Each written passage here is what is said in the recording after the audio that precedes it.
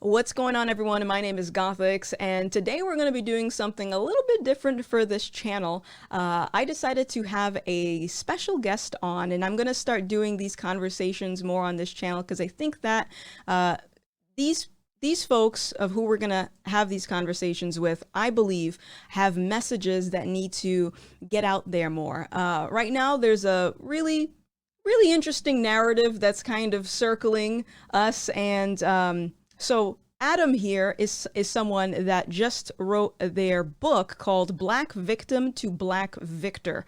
Adam, go ahead and give us an introduction. Who are you? Tell us what you're about.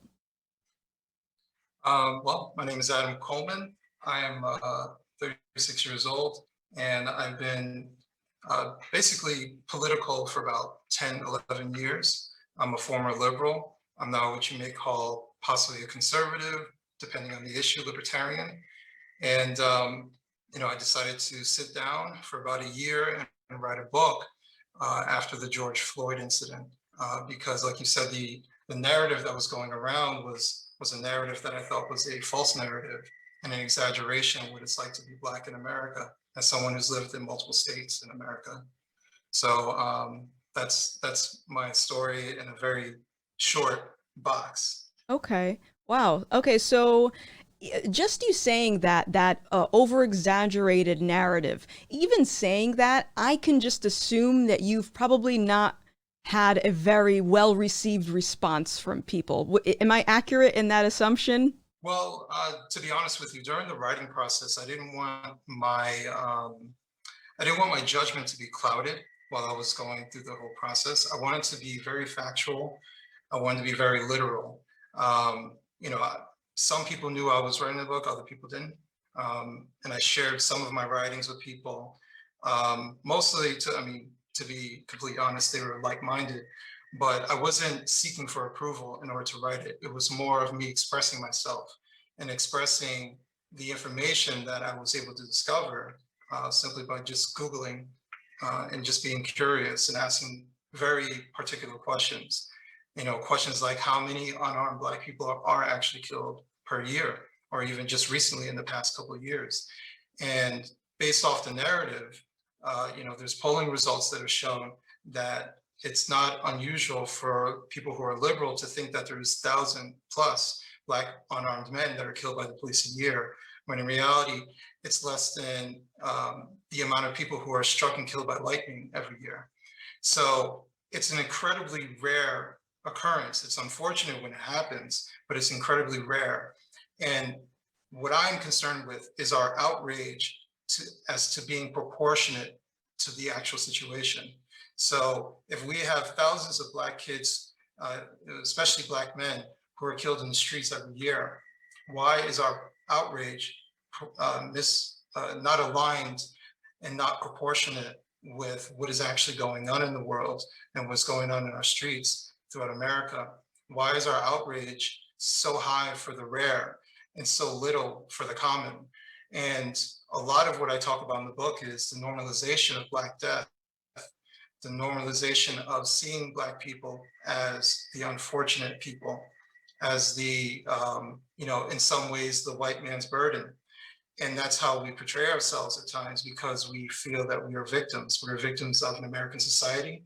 We are victims to white oppression. We are consistently victims, when I interpret our history as the opposite, even though we may have once been victims of legitimate issues, whether it be slavery, Jim Crow, redlining, you have it. We are victors. We're people who overcame, and we should be proud of the areas that we were able to overcome, and not dwell on the wrongs of the past and punish the people of the future for their ancestors' wrongdoing and what we now call as immoral, whereas 100, 200 years ago, it was completely seen as absolutely normal. That, for example, slavery has been going on for thousands of years, regardless of skin. There are Africans that enslaved Europeans, Europeans enslaved other Europeans, Africans enslaved Africans, Arabs. You go down the list. It doesn't matter what they look like. Slavery was a part of the world. I try not to dwell too much into the past and legitimizing it, but I bring up key points about how we look at the past and how we dwell on the past. And because we live in the past, we're not able to live in the present. And so everything that happens today, we're constantly looking for a reflection into the past, when in reality, we are all individuals of the present and we can choose our own destiny. I really, really like that. And you basically said everything that I've thought about in my brain, but you said it a lot more polished than I ever could. But something that struck a chord with me was you called it normalizing Black deaths. And this is something that I struggled with seeing, the likes of BLM and how there was so much outrage behind the George Floyd situation. But you don't hear nearly as much outrage when it is this constant just gang violence in these communities. And I can only imagine from the perspective of a parent that loses their child to gang violence, how insulting that is, that a situation of a cop shooting a black man takes more of a priority than, the issues of gang violence, which I believe can be fixed in the communities if we actually we're open to conversation and open to self-analyzing. So that's a very interesting way to look at it. And I liked your answer that you weren't looking for self-validation when you were making this book. It takes a lot to put yourself out there and have these types of talking points, rejecting victimhood, acknowledging the selective outrage. These are things that are upsetting, and a lot of people don't want to hear that. So to be able to put yourself out there and deliver that message, regardless of whatever vitriol you might receive, is amazing. And I hope that these conversations will encourage other people to start their own conversations, because I think it's a really important topic. And then also you said something about always living in the past, and that is absolutely spot on. One way that I like to look at it is people that went through slavery, right? When they were free, they probably had to, as harsh as it sounds, get over slavery, right? You have to move on. You got the shackles off, you're free now. You either dwell on it and just be resentful for all those years that you were a slave, or you figure out, okay, how do we move forward? How do we make the best of the situation? How do we overcome? And that, I think, is a mindset that I would love to see promoted more, instead of this constant, the white man system. We are oppressed. We need help. We are a victim. And I don't think that's very empowering to say about oneself either, to kind of make it seem like you are at the mercy of the white man system. I don't know. If you look hard enough, you'll find something. And what happens today is we are looking for something that may or may not exist, just so we can have an excuse, a way to point fingers at something, to rehash that trauma of the past. In the book, I talk about what I basically refer to it as passed on trauma. It's trauma that is developed because you hear stories from the past. So you hear about the evils of these people, and that sticks in your brain, and you're basically advocated to always feel that trauma, always remember. I'm supposed to remember Jim Crow even though I wasn't alive. I'm supposed to always talk about segregation even though I wasn't alive. It's basically re-traumatizing people that were never even traumatized in the first place. And it's that constant rehashing of trauma that keeps people in a framework of being the victim. And once you're a victim, you are easily manipulated. As a victim, you're looking for your oppressor, you're looking for who is hurting you. And there are always people who are out to give you a hand that look like they're lifting you up. Meanwhile, you have two strong feet and you don't need their hand. You don't need their help to stand up. They are doing that to push you in a direction that benefits them. I talk about what I call the ivory tower Black elite, the Al Sharptons of the world, the Benjamin Crumps of the world, who purposely mislead as they claim to be leaders.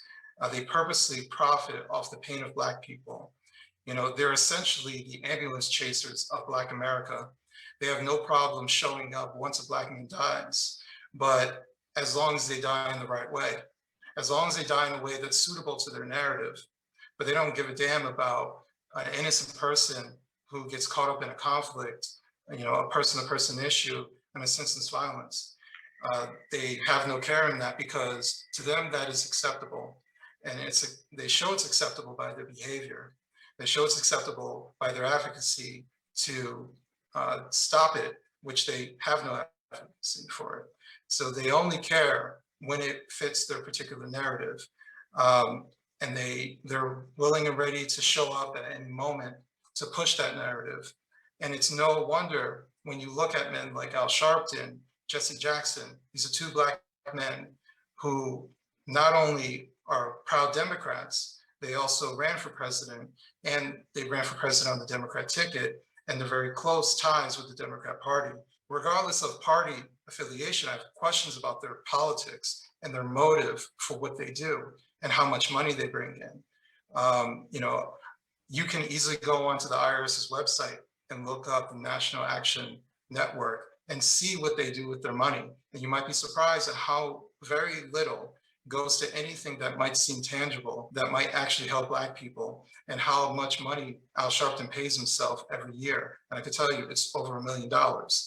And this takes very minimal effort. It just takes curiosity. It takes questions. And people need to question more as to what's going on around them. And unless you start asking questions, you're going to continue to be victimized. And you're going to be led down a road where you may not be able to come back from.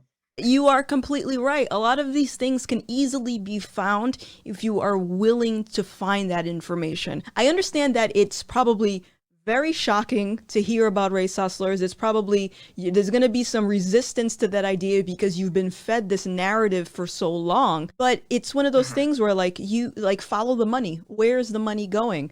Black Lives Matter raised millions of dollars, and I have no idea where the money has gone.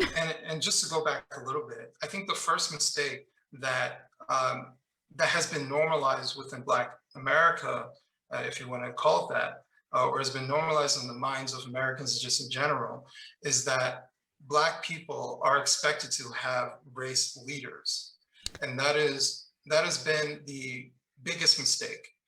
So as much as I'm a huge fan of Martin Luther King, I see him more as someone who cared about everybody. And while he is Black, he cared about the equality aspect, the treatment aspect. And he, in my opinion, would be the same type of person would stand up for any injustice and not just Black injustice. And that's the difference of what is happening for today. These are people who stand up and want to be leaders, so we have to idolize them. So they become our false prophets. They become our false Black prophets. And I question, why is it that Black people are expected to have leaders? Do Asians have leaders? Do Hispanics have leaders?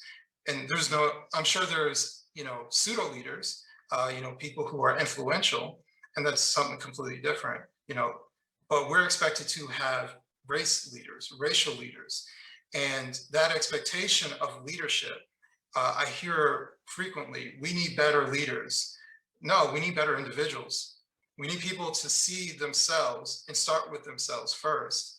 And once you start with the individual, then you can work on the family, and then from the family, the community, and then from the community, the race makes a big difference. Waiting for a Black Messiah to show up and tell you what to do, it only leads you to being misled. And that's what's continually happened, at least since the 1960s. In every aspect, our lives have gotten worse. I talk very enthusiastically about missing Black fathers because I'm a product of a missing father.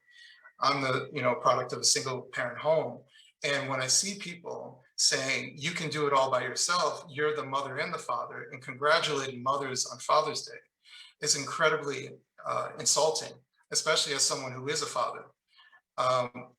This degradation of what it is to be a man, what it is to be a Black man, the importance of Black men within Black families, all of these things are incredibly insulting when they cast into the side, and when our Black women gravitate towards feminism, whether they realize it or not, they're saying words like feminists, they are acting like feminists, and they see men the same way that a stereotypical feminist would see men. So they're perfectly fine for procreation, but they don't need them. They don't need them monetarily. They don't need them for parental. They don't need them anyway. And feminists use Black women because Black women hold power within the community.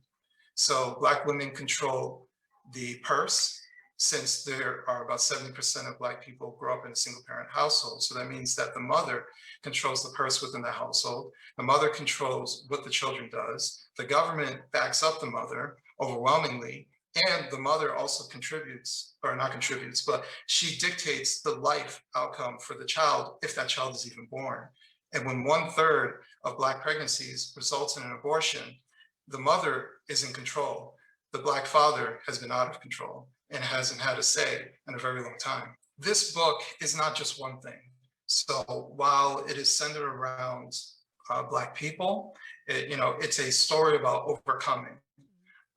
And much of the book is my life story. Like I said, growing up in a single parent household, and as a child, we were homeless twice. And not knowing where you're going to sleep at a very young age is a very daunting feeling. I remember being evicted from an apartment and my mother crying on the lawn. I remember going to a homeless shelter because we had no other place to go. And this is all while my mother was working a full-time job. So, my father not being in my life, while he was paying child support, that child support was funneled through the government, so there was no real effort from my father, and nor did he care that we were homeless. And the idea that women are to carry the burden to be provider, nurturer, and they're supposed to do everything is incredibly unfair for the women. And the way that we talk about, how we raise children, and it's done in a very selfish manner. Because of my situation, I know what it's like to miss my father. I know what it's like to play baseball and my father's not there to watch me play. I know what it's like to look around me and I see, all my white counterparts, and they have both their parents, and their dynamic is completely different. And I know what it's like to miss that masculine figure in my life. And so majority of my life, I struggle figuring out what it is to be a man. And I would say probably into my 30s was when I got everything together. And so you're talking about 3 decades of basically struggling to figure out who I am as a man. And no woman can teach a man how to be a man, just like I can't teach a woman how to be a woman. It's incredibly insulting that we think that women can take these young boys and keep them from men, and they're all of a sudden supposed to figure their life out. And there's something wonderful about true masculinity, and we're allowing for masculinity to disappear within the Black household. So when you wonder why are all these boys, who I call lost boys, going to the streets and becoming urban terrorists, they don't have authority in their life. They don't have male authority, masculine authority that they respect. And any father that would be in any household would be there to reassure that their child is loved, any proper father at least. But you don't even get that chance when the father isn't even there. And while some onus goes on the men, other onus goes on the women who push the fathers away. So it's an equal responsibility and the part of childcare. And it even goes before the child is even born. Who are you choosing for your partner? And so when you don't care about the possibility of if a man sticks around, why would you care about who impregnates you? And today you can choose if you have a child. So every child that's born is done by a conscious decision, even before the option of abortion. So the women are having children with undesirable men, and the men are having sex with undesirable women.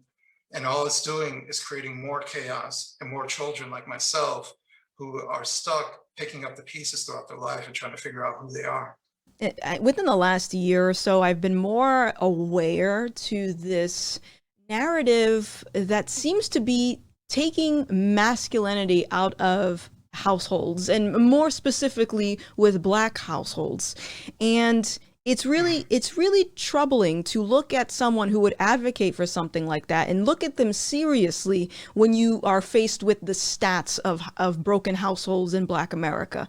It seems very counterproductive. It seems like, self-sabotage. And I would say that a lot of the times these conversations get pushed off, and I think it's because, and I hate to say it, people don't want to consider what personal choices they put themselves in. For example, this idea of you don't really care who you sleep around with. Next thing you know, you're impregnated, and this person is surprised not in your life because you didn't care about who you were sleeping around with in the first place.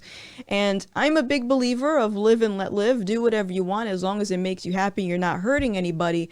But I also think along with that, there has to be some self-analyzing. What I'm doing going to bite me in the ass in the long run? Is it going to mess something up for my future? I think we need to get back to having those conversations. Right.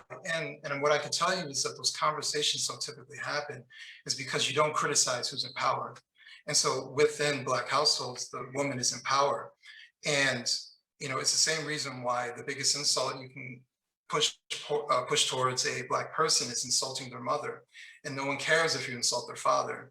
The Black woman is in power. And this is not me saying they shouldn't be. This is me saying that this is what the reality is. And when you can't criticize someone, then you can't change the behavior. It's like you can't criticize the king, or in this case, the queen. Otherwise, off with your head.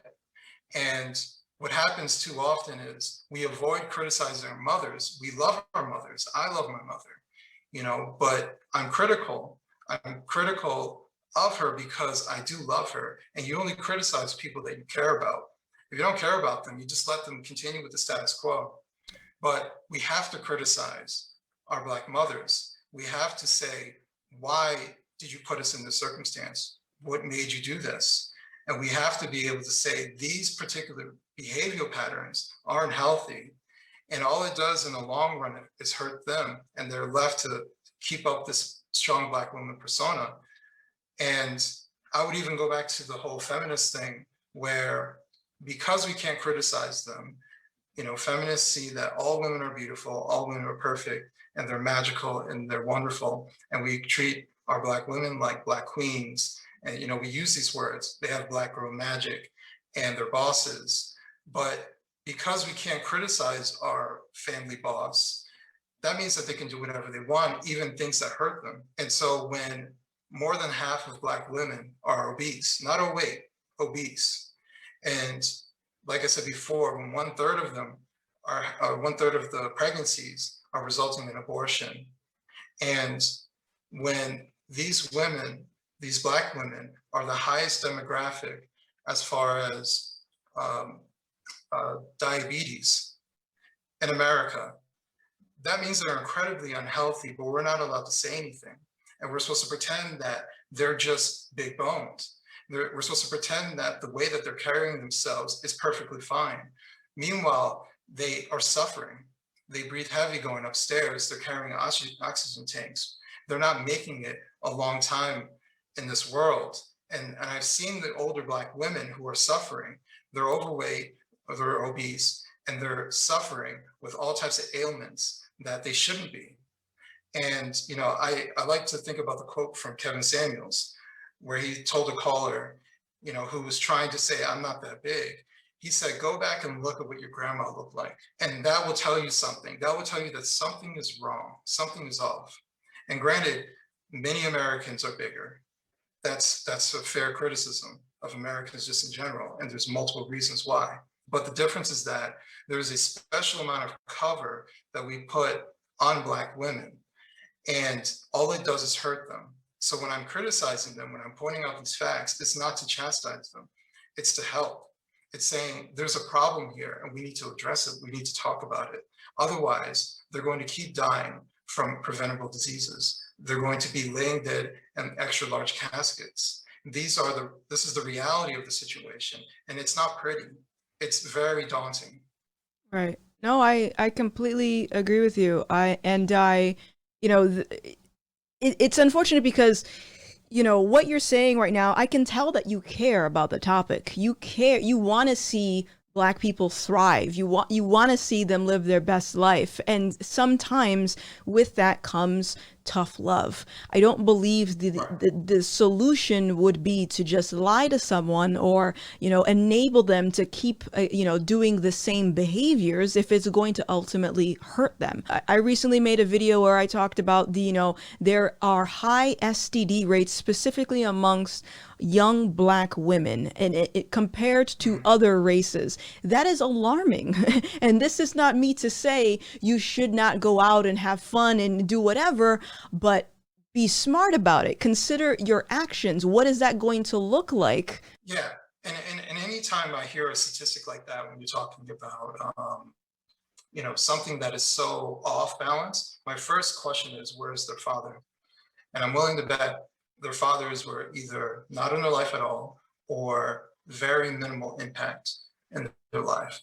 And when it comes to sexual promiscuity, what happens, regardless of race, what happens a lot of times is, in the book I outlined, there's like two types of women who experience either a loss of a father in their life or a weak father in their life. And one of them has to do with the girl who's seeking attention and thinks that sexual attention is positive attention. And because her father, who is supposed to be her compass as far as how you select a man, her father's not there. And so she doesn't know what a proper man looks like, what a masculine man looks like. And she gets her cues either from maybe her mother, or she gets her cues from the television, music, entertainment in general. She gets her cues from all the wrong places. And instead of that first major impactful person who's a man, who's incredibly important to her, her father. And so here she is, and she becomes what I determine as a lost girl. And this lost girl opens her legs up for the wrong people. She's the one who gets these STDs. She's the one who gets impregnated at the teenage years.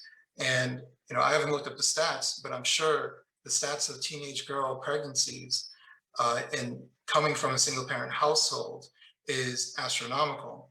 And I bet you that it would be the same thing if you were to look cross race. So a lot of this book is talking about Black people, but a lot of it is talking about Americans and the direction that we're going, because 1960s, 25% of Black households were single parent households, and we thought that was a crisis. Now today, 25% of white households are single parent households. Over 50% of Hispanic households are single parent households. So this issue is getting worse. The difference is that our numbers as Black Americans is so astronomically high that you can't ignore it.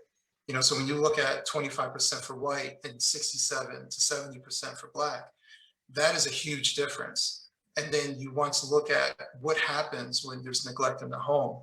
It trickles down all the way down to the community. So it starts at the family.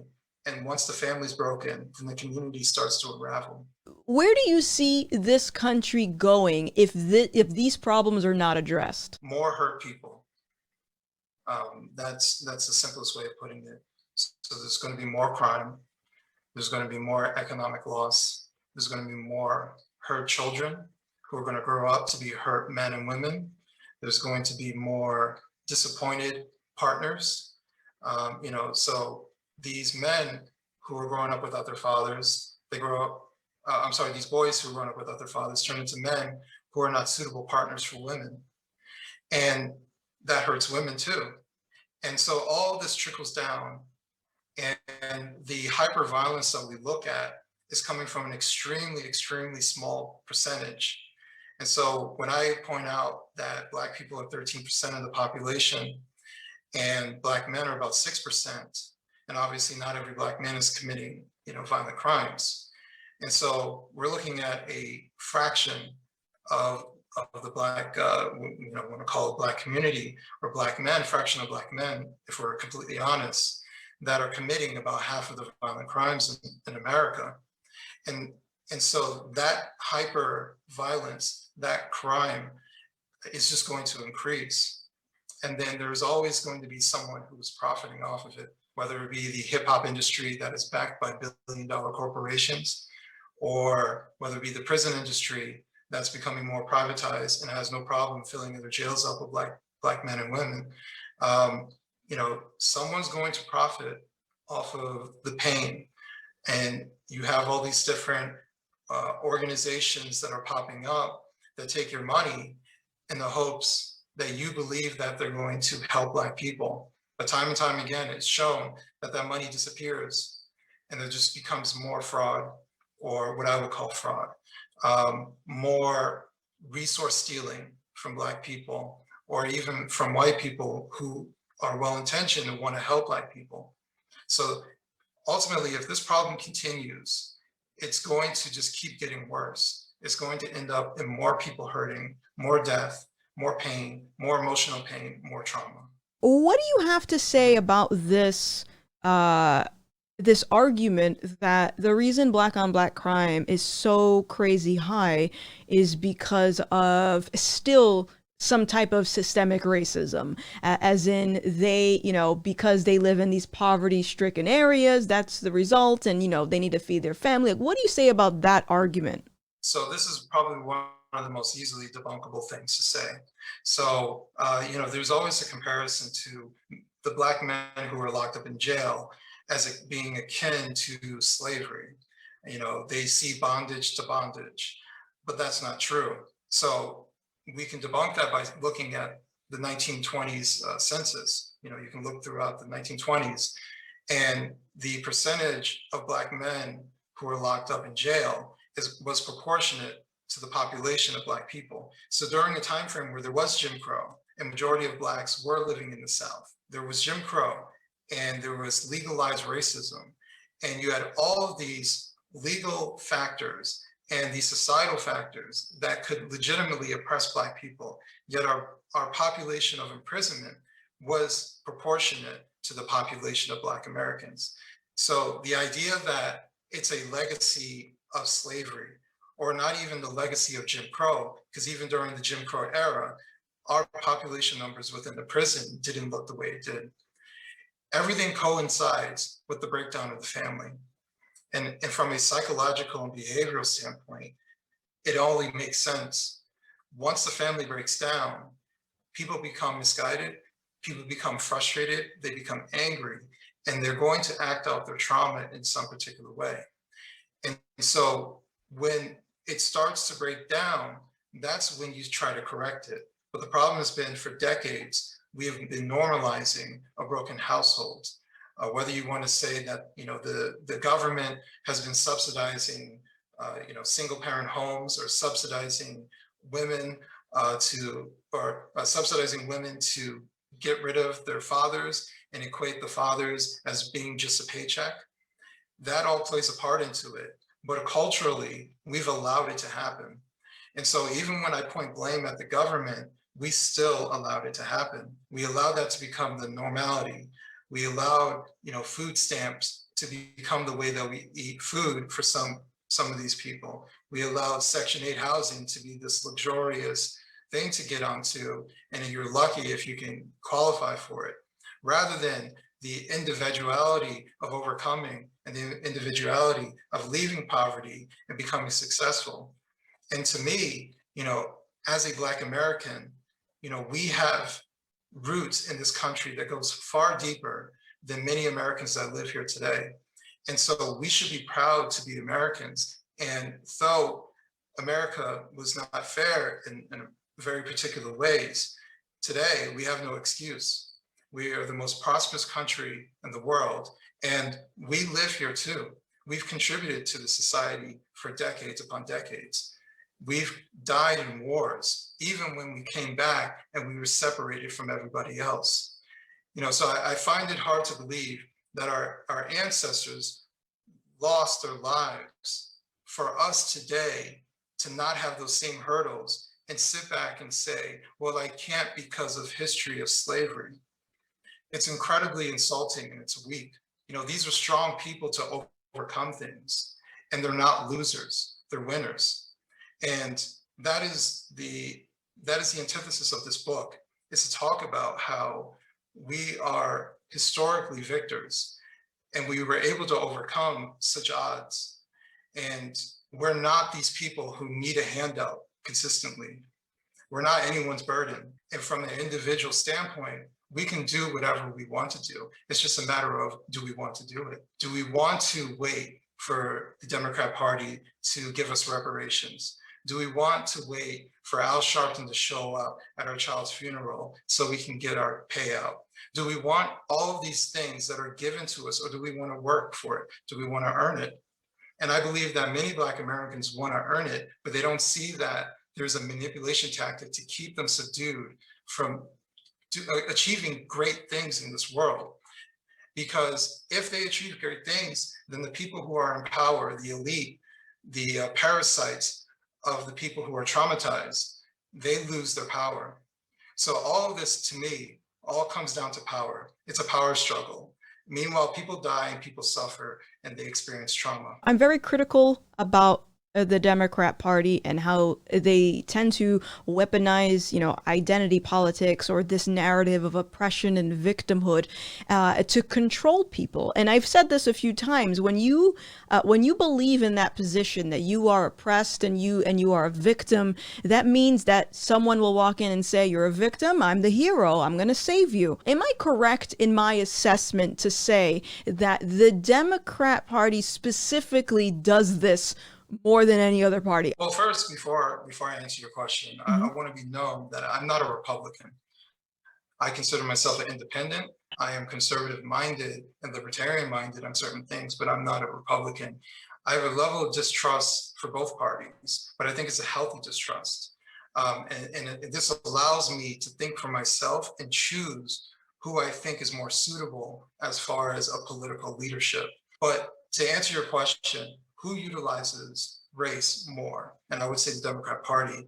And the reason I would say that is because the Republican side, for one, is most Black people live in democratically controlled areas. And the places that experience the most issues are in democratically controlled areas. It doesn't mean that there aren't, areas that, are in red states or red counties or cities, but the vast majority live in democratically controlled areas. So Democrats are in the lives of Black people consistently.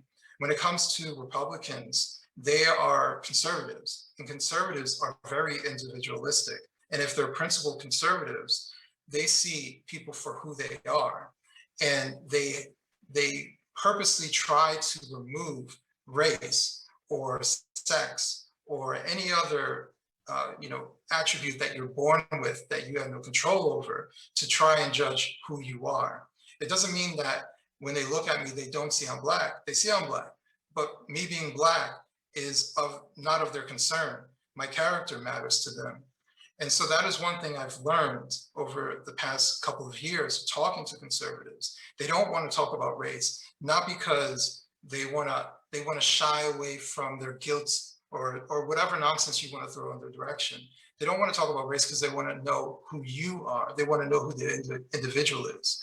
And they appreciate when you allow for them to get to know you. The problem is that Black people have been catered and they've been conditioned to only understand racial talk, to only understand when someone calls out your Blackness, that this means that you're seen as special. They don't see that when they constantly call out your Blackness, that it's used against you. And so being pandered to is intoxicating. But the problem is being pandered to is a manipulation tactic. And so when you're being manipulated, you think that you're getting your way. Meanwhile, you're actually losing in that battle. And when it comes to Republicans, they don't like to pander to race. Though what's been happening recently, they might point out that, hey, we have some diversity, but diversity wasn't their goal. Their goal is to have good policy or seemingly good policy on paper, or their goal is to encompass all individual aspects or individuality and allow for people to flourish from individuality. The difference is that the Democrats are more liberal and they love collectivism. And collectivism allows for the sheep to be controlled, and the sheep go whichever direction that they're told to. And so what I call it is the decentralization, um, by going towards individualism. And so if you're Black and you like liberal policies, then that's perfectly fine. I'm not advocating that every Black person needs to be a conservative.